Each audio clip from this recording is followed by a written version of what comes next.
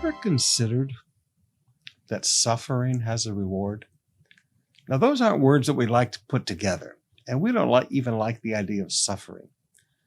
But I want you to remember with me that when persecution comes, Jesus told the Apostle Paul at his salvation, "Saul, Saul, why do you persecute me? Who are you, Lord?"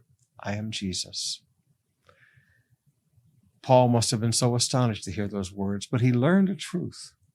He learned that when the church suffers, Jesus suffers.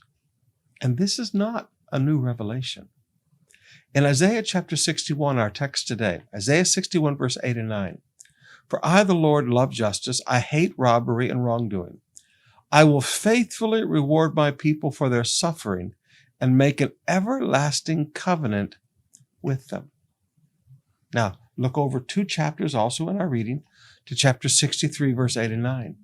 "They are my very own people," he said. "Surely they will not betray me again." And he became their Savior. In all their suffering, he also suffered, and he personally rescued them.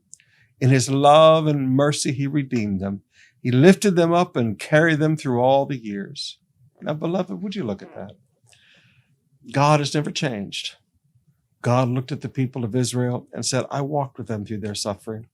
In all their suffering, I also suffered." But he also says, "I will faithfully reward them." Now, some of you've been through some pretty bad persecution. The suffering here isn't talking about sickness and disease and poverty. Now, this is talking about persecution from enemies.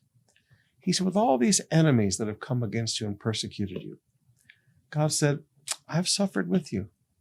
And God says, "I will faithfully reward you." Now, some of you've really been through it with the persecution.